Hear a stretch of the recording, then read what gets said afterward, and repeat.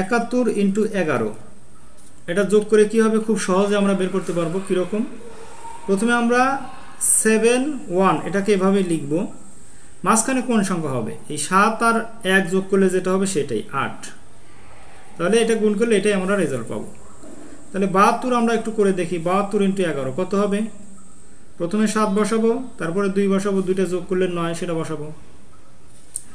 এরপর আসি 73 ইন্টু 11, তাহলে 7 3 যোগ করলে কত হয় 10, এটা মাঝখানে হওয়ার কথা, কিন্তু এই রেজাল্ট 0 না, এটা একটু অন্যভাবে আমাদের করতে হবে। কীরকম, 3 আমাদের এখানে বসবে, 7 আর 3 যোগ করলে 10 হয়, ঠিক আছে, 10-এর শূন্য বসাবো আমরা, হাতে থাকবে কত 1, এই 1 এসে সাথে সাথে যোগ হয়ে কি হবে 8 হয়ে যাবে।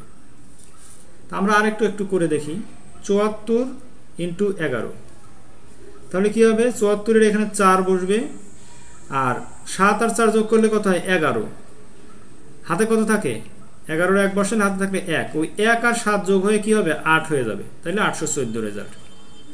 তো আমরা যদি 75-কে করি কি হবে, 75 ইন্টু 11, তাহলে কত হয় 5 বসবে, এরপরে কি 7 আর 5-এ যোগ করলে 12, 12-এর 2, হাতে থাকবে 1 আর সাথে কত হয় 8, তাহলে এটাই রেজাল্ট।